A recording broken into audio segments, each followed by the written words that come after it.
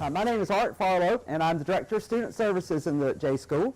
And I'm Beverly Dominic. I'm the Director of Career Services.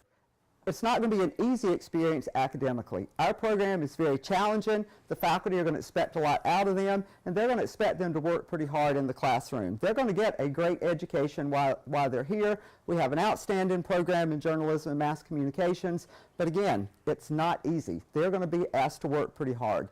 So we hope, the first picture, that they're going to go visit the Thomas Cooper Library and learn where that is and study a lot. We hope they're going to take advantage of all the opportunities on campus, like the resort across the street at the Thurman Wellness Center. When I was a student here, we didn't have that. I don't think I would have ever graduated had that been here. We hope your students will take advantage of all the opportunities the Carolina campus has to offer. And we hope they're going to do fun things. They're going to go to ball games and join clubs and do everything they should do while they're a student, so they have a great experience here. There are lots of folks here to help them along the way. One person they'll meet and get to know. The Dean of the College of Mass Communications and Information Studies is Charles Bierbauer. Some of you may have a recollection or a remembrance of seeing him. Your student will not have that problem. He was a foreign correspondent with CNN and ABC for about 25 years and was in Moscow at the height of the Cold War. So Charles has some outstanding experience in broadcast journalism. He'll actually teach, during the course of your student's time here, probably a couple of undergraduate courses, which is not common for a dean to actually teach undergraduates and particularly freshman and sophomore levels. So they'll get a chance to know him. He generally comes by and says hello in the mornings, so there's a good chance that he'll be by to say hello to you sometime today. The Associate Dean and the Director of the School of Journalism is Dr. Carol Pardun. Her area of expertise is advertising, and she also has taught our Intro to Mass Comm course and our Write-In for Mass Comm, for mass media. So there's a good chance your students will really get to know both of these folks and make some relationships with them. There's one group of folks we know your students will know. That would be the people in the Student Services office. Welcome to the School of Journalism and Mass Communications. We look forward to meeting you this summer and seeing you on campus this fall. My name is Art Farlow. I'm the Director of Student Services. Hi, I'm Debbie Wallace. I'll be the first person you see when you come in the office. Hi, I'm Theresa Masters, and I'm an academic advisor in the School of Journalism. I'm Chris. I'm the other academic advisor. We're here to help you. Our office is located in room 4001 of the Carolina Coliseum. Come by and see us anytime you have questions or just want a friendly place to come visit. And Go Bucks! we know all of you remember Muhammad Ali, right? When he was in his heyday and the world champion boxer. There's a story that he was on an airplane, and as the flight attendant was making her final rounds, he had not put his seatbelt on. She said, "Mr. Ali, you need to buckle your seatbelt." And he said, "Superman doesn't need a seatbelt." And she smiled and said, "The last time I looked, Superman didn't need an airplane either." So we put that, your students are going to need help. They may not want to ask for help, but they need to get over that, come to our office and say, "I don't know what to do, can you help me?" And that can be, "I don't know where to park, I don't know where to go to get my meal ticket to work, I really don't know how to get a football ticket, I don't know where my class is," anything, particularly that first week or two, just tell them to come see us.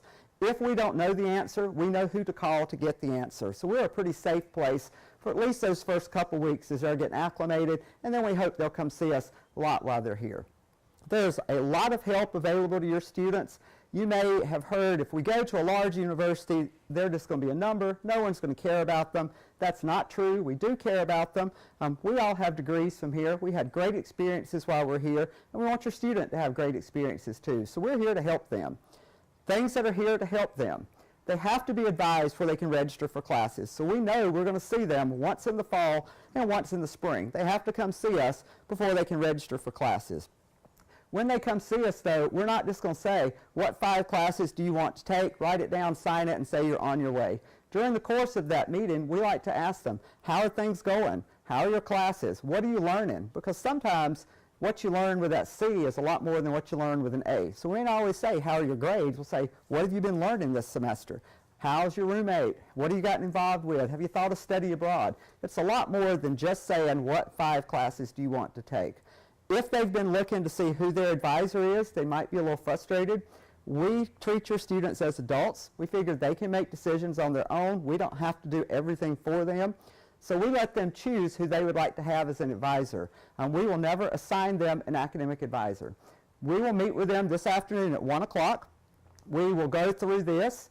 We'll work with them in getting a schedule that works. We'll make sure everything they're taking is leading them towards graduation. We'll go with them to the computer lab and stay with them until they leave with a schedule in hand. Everyone in the office comes and helps in the afternoon. They may decide today they love Theresa, she's the nicest person, and they want to stick with Theresa the rest of their time here. So they can do that. Or they can say, I want to shop around and try everyone. The reason we do that is if we let them be in charge of that, they find a person they feel comfortable with, they develop a good relationship with that person, and we really get to know them during their time here. University 101, we know you've heard about that this morning. Have they talked about that to you? How many of your students graduated in a class of 300 people or less? Okay. If they're like me, I came here and my class had 202 people, and it took us 5 towns to put together a class big enough for 202 people. We lived out in the country 4 miles from town with tobacco fields and dairy farms. And when you come here and there are 26,000 people and your classes are 300 or 400 people, it can be very intimidating and overwhelming. University 101 is designed to lessen that intimidation. That class will be capped at 19 people. That's all that can be in a section of University 101. They'll have an instructor and also an undergraduate peer leader most of the time. It'll be about getting acclimated to the university, learning study skills, how to navigate your way around. There'll be some academic work, but they should be able, in most cases, to make a good grade in that class. That's meant to get them used to being here. We know since 1972, people who take that class are more likely to graduate than the people who don't, and the people who take it generally have a slightly higher GPA than those who don't. That's what we're all here for, right? Do well academically and graduate. So that's a good first step, particularly folks who are out of state and don't really know much about South Carolina or the university. It's a great first experience for them. We have about 9 sections just for journalism majors. That's a great way for them to connect with us and other students in their major. Are any of your students capstone scholars? If they are a capstone scholar, they're required to take University 101, and they have to take a capstone scholar section. It's an elective for us. It does count as hours towards graduation. It's a graded course. Again, most cases they should make a really good grade in that class. It counts in their GPA, and that's a great first thing as a teaser for Beverly later on. So we really encourage them to take University 101. Supplemental instruction is available. Our Journalism 201 class will have about 250 to 300 people in that class. That can be really intimidating for someone who may have been in a class of only 200 people total. So what we do is we work with the Student Success Center. The Student Success Center hires a student who's already taken 201 and made an A. They sit through the class and sort of help that instructor co-teach the class. 4 nights a week, they do a session about that day's material. It's not remedial. It can be for people who maybe had a question and couldn't ask it that day. Maybe they didn't quite get something, or maybe they want to go more in depth into that day's material. We find folks who take advantage of that make about a half letter grade higher than the ones who don't. So if they have a B+ and they want an A, they go to that, they might bump up to that next level. Some incentive for your student to make an A in Journalism 201. They pay them $1,000 a semester to supplemental instructors to co-teach that class. So if they make an A, encourage them to apply to be a supplemental instructor, and if they get it, that could be an extra $1,000 for them. Some other things, the Academic Centers of Excellence are available. They offer tutoring services. Normally in the classes freshmen have a harder time with, the math, the science, the econ. Our students generally take advantage of that econ tutoring. The Writing Center is available. The student ombudsperson is Lisa Gerald. I would encourage you all to jot down Lisa's name and number or keep that in your phone somewhere, because I'm pretty sure everyone here will need Lisa at some point in the next few years, because it's a pretty good bet all of your students in 4 years will have the flu, mono, a wisdom tooth, something at home they have to go back to take care of that may take them 3 or 4 days. When that happens, if you'll contact Lisa, or if your student will contact Lisa, let her know what's happened, supply some documentation that proves that it's legit. Lisa will then contact all of your students' professors for them. They don't have to do that. They can worry about getting well and not doing that. And then when Lisa sends that to them, normally they realize it's legitimate and they're willing to help your student out to make up the work. So Lisa can be a huge help. You've already paid for all these services. They're included as part of your tuition. It costs a lot to go to college. We know that, so we try to give you your bang for your buck. We encourage your students to take advantage of these. None of these cost any more, so we think it's well worth their while to take a look at all these things. The way that we keep in touch with your student, we have a Facebook group, JMass. We have a Twitter account, JMass. Also, if you'll go to our website, jour.sc.edu, Patty, who's back there videotaping us today, does an outstanding job of keeping the website up to date. So between the website, Facebook, and Twitter, if you and your student will keep up with that, you should never miss out on any information. We don't send them letters anymore because most of them don't know how to lick a stamp because they don't send letters anymore. We don't email them much because they don't check email much anymore. Right now, this is how they communicate. That may change in a year or two, but that's how they do it right now. So if you'll check up with those, everything is generally up to date. Lastly, GenBook is the way our students make appointments with us. Unlike when we were in college, they don't have to walk down here to make an appointment. They don't have to stand in line. They don't have to call us, email us, send us a letter. They're sitting in their room at 2 or 3 in the morning and they start talking about traveling and they think about study abroad.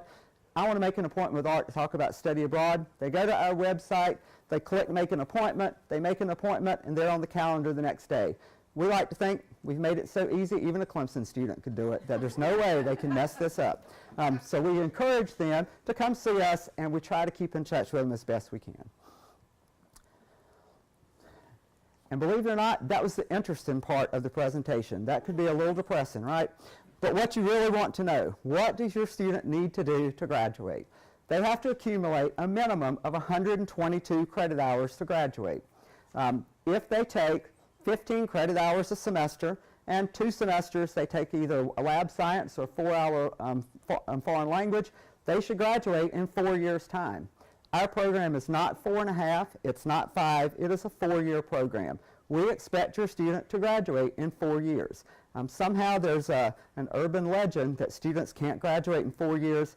That is not true. They can graduate, and we expect them to graduate in 4 years' time. Now, if they don't graduate in 4 years' time, either they've made some decisions to not graduate in 4 years' time, they want to stay longer, they didn't do something we've told them to do, or they had some problems along the way. But it's our goal, just like yours, they should graduate in 4 years' time.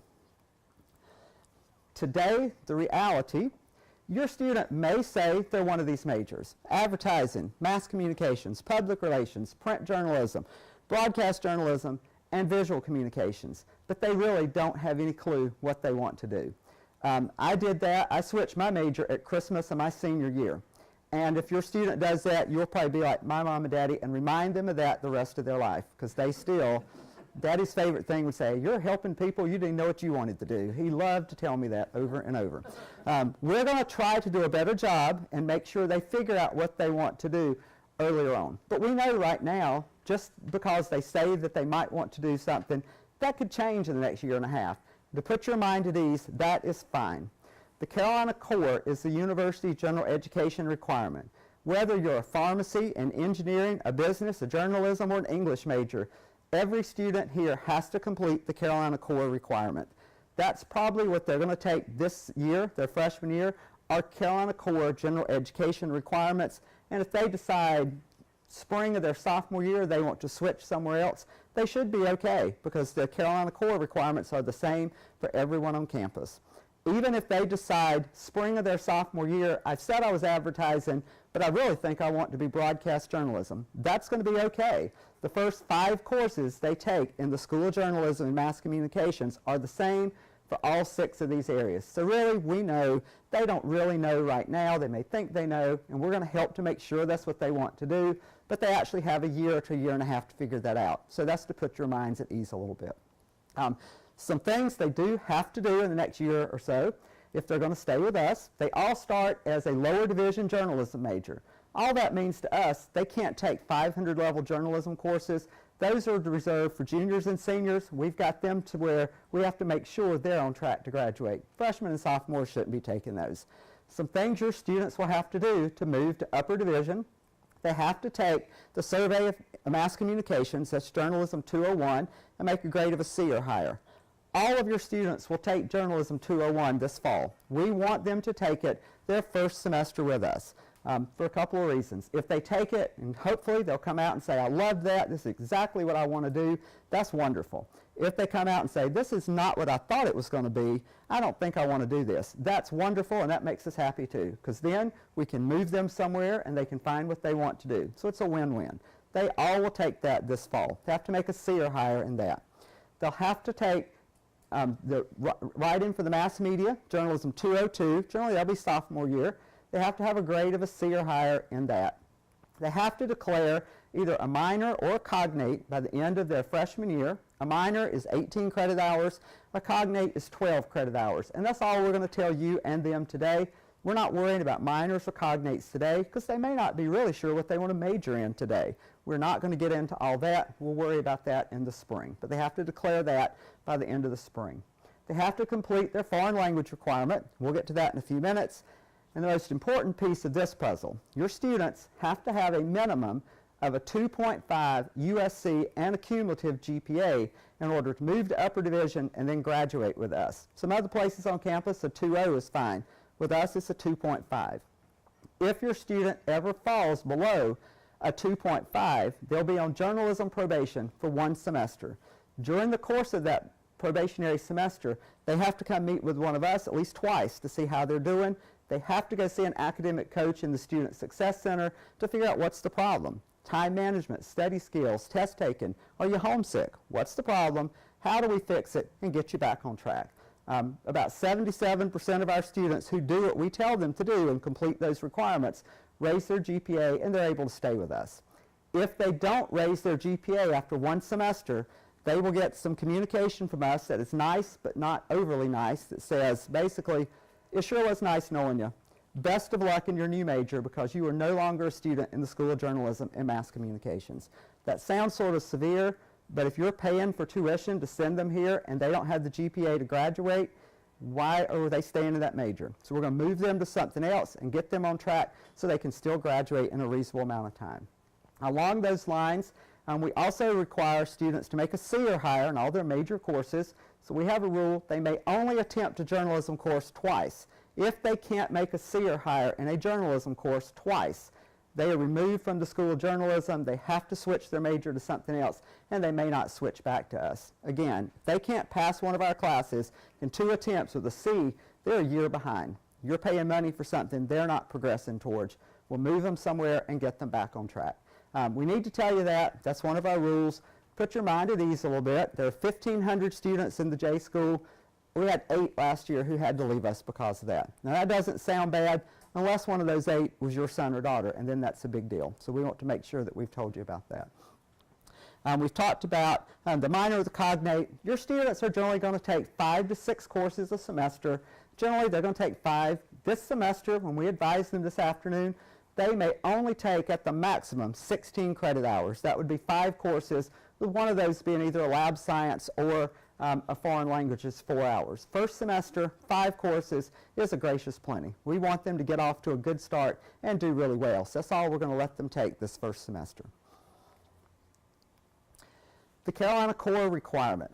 This is the university general ed requirement, how it fits in with us. When we all went to college, you probably had someone say, you'll have to take English 101 and 102.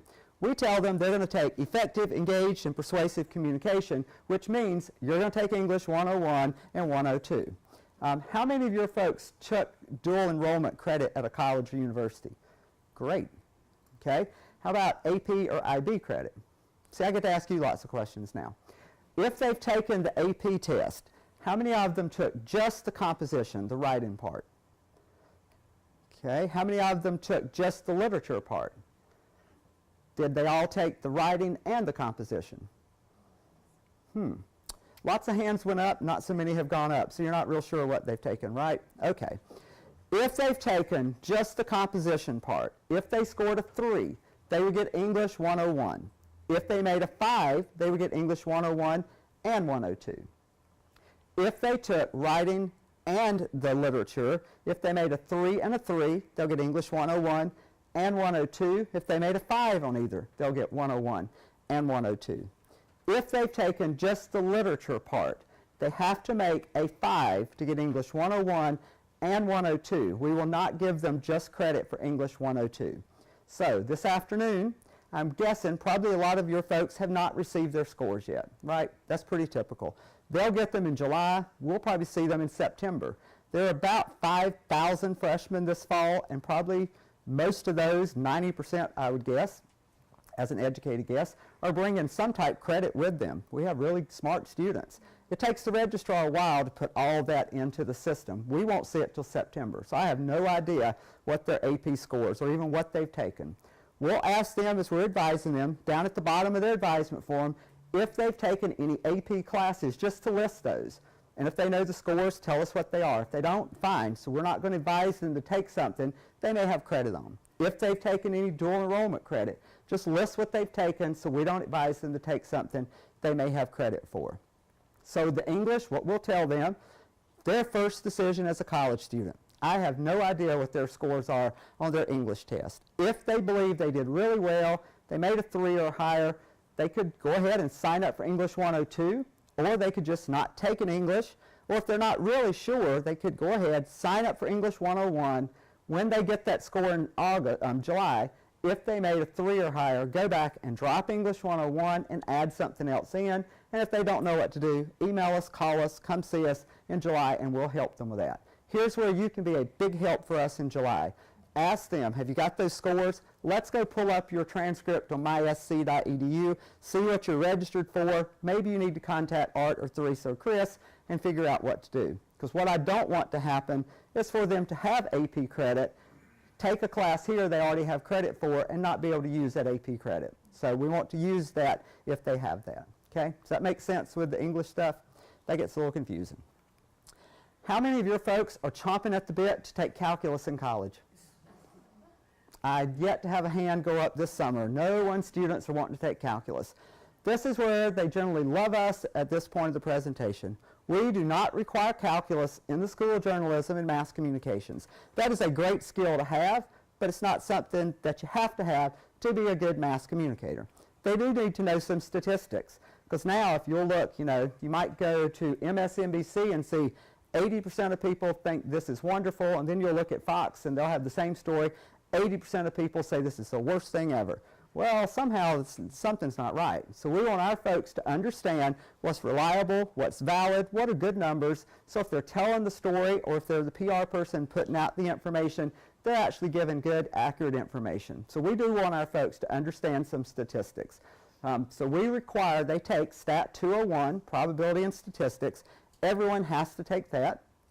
To fill out their analytical reasoning requirement, they could take, in addition to Stat 201, one course in calculus, and I don't think I've got any takers on that, another course in statistics, one course in computer science, or one course in logic. Logic is a lot like geometry. It's not Socrates and Plato philosophy, it's more geometry. So I'll ask them, did you do well in geometry? If the answer is yes, great, that might be a good option. If it's no, don't take Philosophy 110. How many of your folks took the AP test for stats? Did anyone? If they scored a 3 or higher, they will get credit for Stat 110, so they're ready to take Stat 201 already. Science, they have to have 2 science courses, one with a lab, one without a lab. They have to complete their foreign language requirement. We'll get to that in a second. 2 courses, global understanding and multicultural understanding, global citizenship. That means the social sciences, 2 of those. 2 history courses, 1 U.S. and 1 non-U.S. 1 course in the fine arts, 1 speech class, and these are a little confusing. They overlap with the other items. If they take English 102 at Carolina, they'll get credit for their write-in portion of the Carolina Core and the information literacy. If they bring in English 102 credit, then they'll take another class for that. The values, ethics, and social responsibility, that's going to overlap with another class they take in their general ed. So these are not additional requirements. These are overlaps. Okay? The math and foreign language placement test. Again, they get really happy by the time I finish this. We'll ask them to look at their math and foreign language placement test scores this afternoon. On their math score, if they scored a 1 to a 4, that means they've placed into algebra. Well, you only have to take algebra if you're planning to take calculus. So we're not worried about algebra and calculus. That just tells us where they need to start in statistics. If they scored a 1 to a 4, they'll have to take Stat 110. If they scored above a 4, they could choose to take Stat 110 and then 201, or they're ready to take 201. They have some choices there. Now, how many of your folks like math? 1, 2, that's more than I generally get, 3. If they do not like math, if that's not their strong suit, what I will tell them this afternoon, do not take it this fall. You do not have to take a math your first semester. It's more important to me for them to take classes they like, they should do well in, so they start off on the right foot. We want them to have a stellar first semester with us. And if math and science may hold them up, then don't take it. That's okay. It's not high school. There's not a prescribed set of classes you have to take, and they have a hard time understanding that because they've been used to being given a schedule. They have lots of choices. If math is not their thing, then don't take it. So if you get them this afternoon and they have a schedule and math and science is not on it, do not fuss at them because we have told them that, and we've told you that this morning. They don't have to take it this fall if they don't want to. More important for me, they take things they should do really well in. The foreign language placement test. When we see them this afternoon, this gets really long-winded. They should have their scores. Hopefully they have sent the scores over to us. That's why I'm talking to you. Teresa is generally going through and checking the scores that we get this morning. If they took the foreign language placement test and they scored a 1 on that test, they have 2 options. They could take, for the language they placed into, 3 semesters of that course. That'd be the classes 109, 110, and 122. Or they could do another language, Portuguese, Italian, Japanese, Chinese, Hebrew, Arabic, Greek, and there are a few more. They'd only take 2 semesters of that. That'd be 121 and 122. So if they scored a 1, those are their 2 options. If they scored a 2, they could do the level they placed into, the language, the 121 and the 122, or they could do the 121 and 122 of one of those other languages. If they scored a 3, they need 1 semester of the language they've placed into. That'd be the 122 level. If they made a 4, then they just take the exit exam for the language they've placed into, and if they pass that, they have met our foreign language requirement and they don't have to take any. If they don't pass the exit exam, they go back and they take the 122 level for that language. Okay? If they score a 5, great, they're done, they don't have to take anything. Lots of our folks get confused and think, well, I scored a 3, but I'm going to start at the 109. No, you're not. Because the foreign language department gets a printout of all those scores, and the first day of class, they look, and if you're in a section where you didn't place into, like if you've tried to drop down, they tell you, you have to drop this class now. You're not in this class anymore, because they want them to start where they believe that they should be. If your folks have not taken the foreign language placement test yet, that's okay. They just need to make sure they contact the foreign language department this summer. Her name is Dee Dee Cronice, and her number 777-4884, because they will give that test the Wednesday before classes start, and they do need to take it then if they haven't done it this summer, because we do need to know what their scores are so we know what to tell them to do for next fall. Okay? Is that all good with the math and foreign language? How about if they're going to switch the language that they took in high school, switch to a different language? What do they want to switch to? Spanish. If they took the French placement test and they wanted to go to Spanish, they'd have to do 3 semesters of Spanish, 109, 110, and 122. My daughter says she's taking it today at 3:30. Is that offered today? Is it offered today? It can be taken today, but because she didn't take it before advisement, there's really no need to take it today because she's not going to have those scores. If she takes it today or in August, it won't make a difference at this point. So she can just take it when she gets here in August and schedule a foreign language either for second semester, or if she really, really wants to take it first semester, then if she takes it in August, she still has time to switch her schedule. Okay, and y'all will advise her of that today? So she doesn't, okay, thank you. Okay. Huge question for parents this morning. How many of you folks want your sons or daughters to come back and live with you after they graduate from college? I'm not seeing any hands out there. Well, this is a very typical response because one of the reasons you're sending them here is you want them to learn a vocation, really get an interest in a career, and really do well. And so by the time they graduate, you want them to get a job, not move back home with mom and dad. But other than going to class, which is very important, there's some other things that they need to be doing on the way as well. My area of expertise is career services. Thank you so much. And one of the things that we do with our students, we do lots of workshops to help them put their resume together, how to do a cover letter. We do workshops on mock interviews, how to dress, portfolio reviews, and we also have a career fair once a year. Sometimes we have it twice a year. And this is a collage of some of our students from the spring semester career fair who attended. It is so important, even as a freshman, for students to think about coming to the career fair. I know they're not ready to really talk to an employer about an internship or a job, but it's a great way for them to start networking. It's a great way for them to talk to professionals in the field of study they're interested in, to really find out what they need to do, and maybe even talk about, so what's it like to be a reporter, or what's it like to be a PR professional. So a lot of our employers really like talking with freshman students. So if your son or daughter makes a comment about, oh, there's a career fair coming up, but I don't think I'm going to go, please encourage them to attend, because it is so important for them to kind of take this first step in order to get things going with their career. I'm going to let Justin talk to you for just a minute. Oh, dunkage. Oh, hey, I didn't see you there. My name is Justin Fabiano. I'm a senior broadcast journalism student here at the University of South Carolina, and I just want to welcome you to the Gamecock family. Now, as a broadcast student, I've taken 326 and we'll be taking 434 this semester, where you learn how to use a camera, edit video, learn how to be a good reporter, and pretty much just learn the ins and outs of the news business. That'll culminate with a senior semester where you'll spend every single day in a studio doing a 30-minute daily newscast every week, just like WIS and LTX and all the other local stations in Columbia. Now, outside of the classroom, I work here at Student Media, where I produce a weekly television show called Capital City Sports. Now, all of this has helped me get a bunch of internships with some local stations, but the reason why I can't be here with you today is because I'm living it up in Bristol, Connecticut, working at ESPN. So work hard, and maybe you'll get to do some great things while you're here at Carolina. And as Coach Steve Spurrier would say, well, that'll do it. Coach you up this summer. Go Gamecocks. Justin has such a good story to tell. He actually graduated a couple of years ago, but we have so many other students like him that follow in his footsteps or do similar things.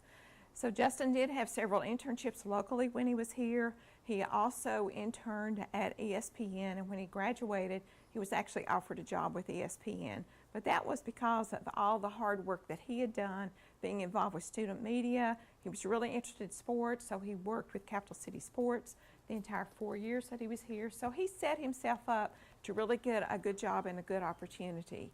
Instead of going to work for ESPN right out of college, he decided that he wanted to do some local sports. He worked for one of our local stations for a couple of years, but now he's back working with ESPN. These are some of our other students. During the school year, our students have great opportunities to intern locally in Columbia. We have a lot of employers that are ready and willing and so eager to help our students to get some of that professional experience.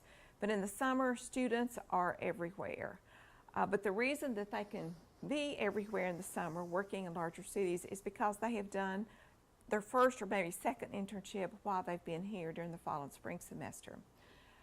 Rashunda is the young lady on the left. She was a public relations major and worked for a PR agency in New York last summer. Sam Davis, the young man on the right. Sam was also a broadcast student. Sam did several internships while he was here. He also interned with the Denver Broncos and was actually picked up and works full-time for them now. In this group on the bottom right, Annie Drown was, or is, because she's still with us, she is a visual communications major. She really wanted to do layout and design for a magazine. So last summer she worked with Harper's Bazaar in New York, and this summer she's back there working with Vanity Fair. So all of these students have done things that your students should be thinking about doing along the way. Again, we don't want them moving back home, right? Okay, student media.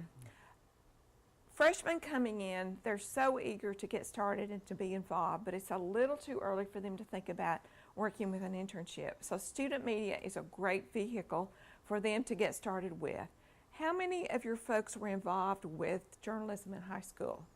High school paper, broadcast station, radio, Okay. And I'm sure they're eager, and maybe this is one of the reasons they decided to come to the School of Journalism to major in one of our majors. But student media is a great vehicle for freshman students to start involving themselves with. The Daily Gamecock is a publication that comes out daily, just like it says. And we have a lot of our students that actually write for the paper. We have a lot of our students, PR majors, that actually do the promotion work. Our advertising majors sell the ads. And our visual communication students that actually do the photographs and the graphics and the layout and design.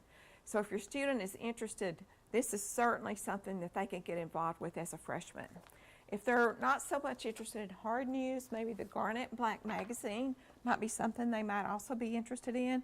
This is published 4 times a year in hard copy and monthly online. So if your student is a little more interested in feature writing or feature photography or layout and design, this may be more of a vehicle of interest for them. But just know that the opportunities are available as well. We do have SGTV, which is our student-run campus TV station, and we also have a campus student-run radio station. So opportunities are available as well for students to get involved. All of these groups will have interest meetings beginning of fall semester.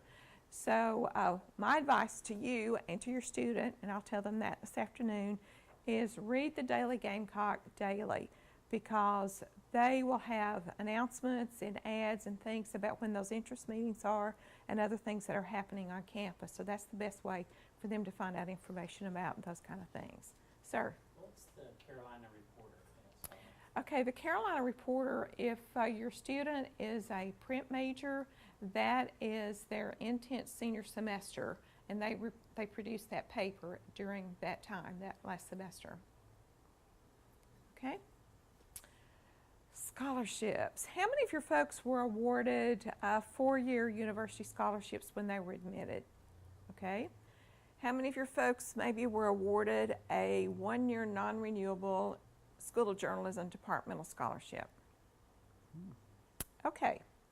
I want to talk a little bit about the School of Journalism departmental scholarships. We offer scholarships from the J School for our students once a year. Students can apply online beginning in January, and they fill out a standard application to be considered for all applicable scholarships. And then we start making our awards in March for the next academic year. The main thing to keep in mind about scholarships, the departmental scholarships, again, are they are 1 year and they're non-renewable, but a student may apply for them each year. This year, students who applied for the scholarships that had a 3.7 and above were awarded something.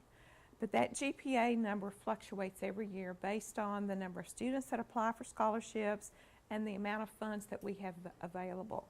So one thing that I like to make it pretty clear with the parents is, let's say that Janie was awarded a scholarship for next academic year and she had a 3.7. She applies next year, which is a good thing, and she has a 3.7 again, but she doesn't get a scholarship. And you and Janie both are like, what's going on? Because I got one last year and I had a 3.7. The cutoff may be different for that particular year. I know this past year it was a 3.7. Year before last it was a 3.8. Some years it has been a 3.6. But that GPA number fluctuates every year. And again, they're 1 year non-renewable scholarships. One thing that Art was alluded to earlier, we want your student to have a great first semester, because for freshman students coming in, the only semester that we'll be looking at will be their first semester and the GPA from that semester. So that's another good reason for them to get a good schedule this afternoon, do well in their classes, and probably the big thing is to apply for the scholarship. I'm still getting calls from parents that will say, well, Susie had a 3.8, why didn't she get a scholarship? And I'll check the file, and Susie didn't apply. So the students have to ask for the money. So around January, maybe when they're home over Christmas, ask them, remind them that it's a good idea to go online and apply for scholarships. Yes, ma'am. The general range of the scholarship? We try to award in the amount of $500. That way we can spread the money a little bit further. Thank you. You're welcome. Okay. Okay. How many of your folks are interested in going abroad while they're in college? Oh man, we got to work with this. I want to see every hand go up, because the one thing I can guarantee your student in this field, they're going to work with people from all around the world. Now is a great time for them to go abroad, be exposed to a different culture, maybe become fluent in a second language. And what you may be afraid about is you can't afford it and you're going to get behind academically with the credit not transferring. Well, their financial aid, their scholarships follow them wherever they go. If you're out of state and you go to the study abroad office and say, I can only do a USC-sponsored program, it has to be a USC-sponsored program, you'll pay in-state South Carolina tuition the semester that you go abroad. So it can be somewhat affordable. Academically, they come meet with either me, Theresa, or Chris twice before they go. So we see what they need, what's being offered, how we can pair that up, so we make sure they're not going to lose any credit when they come back. We are probably one of the most liberal places on campus as far as what we'll let them take. A great example, Florence University Arts in Italy. There's a course there called The Wine and Food Culture of Italy. It's got the word culture. That is an anthropology as far as I'm concerned. So we're pretty good about what we'll let them take while they're abroad. If they would like to go and study journalism coursework, that's great. They could go to either Dublin, Ireland, to Griffith College, or they could go to Brisbane, Australia, to Queensland University of Technology, and they could take journalism coursework, and it will transfer back because they're doing the same things there that we're doing. But they don't have to do just those two. We've had folks go to over 50 countries. A great example, Trevor Gilchrist just graduated with us. While he was here, he went to Dublin, to Griffith. He had a great time. He came back and said, I want to go to Denmark. He went to Denmark. He came back, I had a great time. So this year, between Christmas and the spring semester, he went and spent 3 weeks in China, to where it was hard to get Trevor to stay here. He wanted to be going somewhere all the time. So your student has lots of great opportunities while they're here. We encourage them to go. For our native South Carolinians, which semester do you think they would go? The spring, because they're not going to miss football season, right? They have their priorities. Most of the time, they'll go in the spring semester. We encourage them to look spring of their sophomore year or the latest fall of their junior year. Because if they start looking spring of their junior year, there are some prereq courses they need to be taken to graduate the next spring. So really, we're talking maybe a year and a half from now, or 2 years. Spring of that sophomore year, fall of the junior year, or summer session. Lots of our folks will go in the summer. Your student may not be willing to take off and go halfway around the world, but maybe they would like to go within the United States, some Canadian provinces, or the territories. The National Student Exchange, all those places offer at least one school in each place that offers National Student Exchange. We've had folks go to Hawaii, California, Montana, Louisiana, Massachusetts, New York, and we had one brave soul who actually went all the way 70 miles the road to Rock Hill, to Winthrop. That's where he went on NSE. That's where he wanted to go, so that was fine.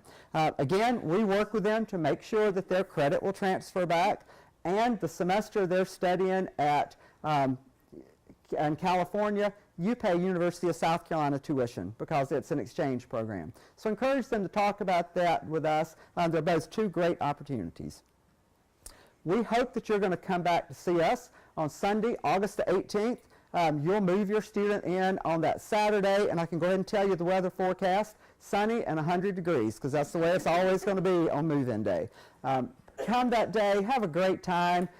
Once you move your student in, leave them alone. You need to go do something, let them do something, because they're going to go out that night. You rest up, meet them on Sunday afternoon, and come see us at 2 o'clock in Rutledge Chapel on the Horseshoe for our college convocation, and you'll get a nice invitation during the course of the summer inviting you to that. We hope you'll come. And then we want to see you back in October. October 4th and 5th is Parents Weekend. We'll have a reception at 4 o'clock that Friday afternoon out in the lobby where you came in. And then we play Kentucky in football that Saturday, and the last 10 years we've beaten them 9 times, so chances are good we should win. And when you go over to the Russell House, I said that we'll probably get beat this year, I probably jinxed us. Well, if you'll go over to the Russell House today at lunchtime, and they'll generally have a table set up, the parents program, with some packets for that weekend, packages. So if you'd like to talk to them today, you could do that.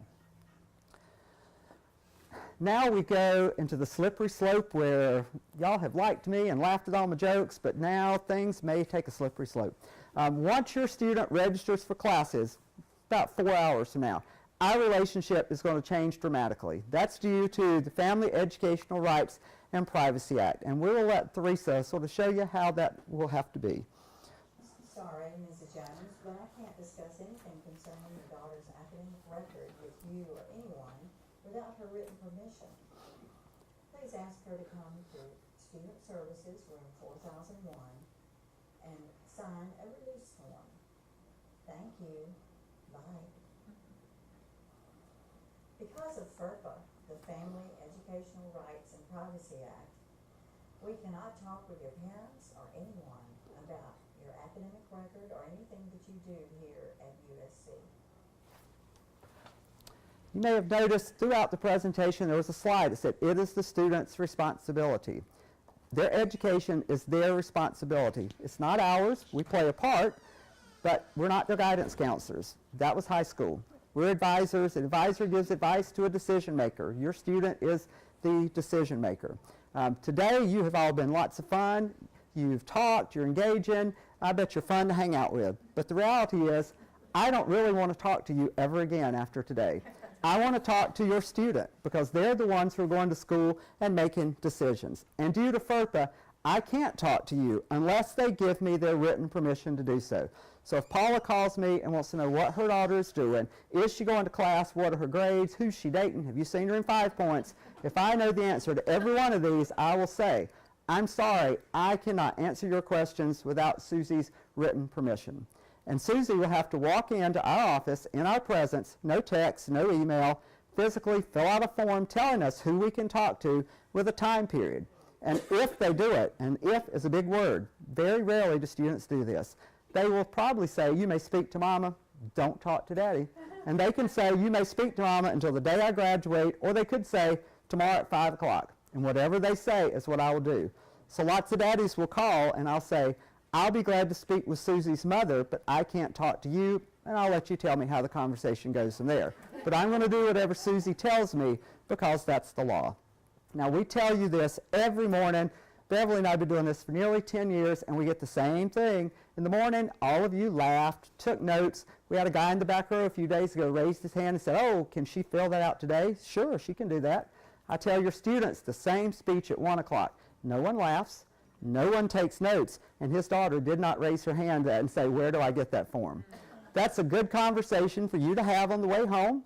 Will they or won't they do the form? Who will we be allowed to talk to? What's the time period? And all they have to do is come in our office and fill that out. Are there any questions you have that we haven't talked about? Mm-hmm. I'm curious as to how many incoming freshmen you have. You said you had 1,500 students in the department currently? Probably we're going to have, with freshmen and transfers, between 300 and 400 this year. And are they divided equally among the different? No, public relations is always our largest major. Is that right? Mm-hmm. One thing we didn't tell you that we do want to mention to you, you can be a huge help to your student and to us the last week of September, first week of October. There's a drop date the first week of October. I don't remember the date off the top of my head, but if they drop a course that first week of October, they will get a grade of a WF, which means a 0. It will count as an F in their transcript. Many times freshmen don't understand that, they forget that, and they go and decide in October they're going to drop a course, and they have a 0.0 GPA before fall break even comes. So if you're hearing from your student, they're calling you, texting you, Facebook, however you communicate, and they're saying the last week of September, I think I'm going to drop a class, say no, you don't do anything until you go to Student Services and talk to them, because we want to make sure they're not digging a hole before mid-semester. So please encourage them to come see us, particularly then. Any other questions? Regarding FERPA, to encourage them to fill out the form, is the form itself available online? No. They have to come to our office. I have a recommendation. You can encourage them by saying, I won't pay your tuition. Oh, yeah. I've done this before. Okay. The most important date that I'm going to give you today, the one you want to know more than any, May the 15th, 2017. That is your student's graduation date. I have no doubt your student will do well here, because we already know 2 things about every one of your students. They're smart and they're good decision makers because they've chosen to come to Carolina and not somewhere else. So we know they can make really smart decisions. They're going to be challenged academically. I've said that a couple of times, but I want to hit that home. They're going to work hard in the classroom. they're going to be exposed to so many wonderful opportunities. There's so much they can do here to help them grow and develop. We're here to help them. We want them to have a great experience, but they have to take a lot of ownership for that. We'll do as much as we can, but we expect them to do well. We want them to walk across the stage that day and look back and say, the best decision I made was to come to Carolina. So we're pretty sure the next 4 years is going to be great for them, and we hope you're going to enjoy that time too.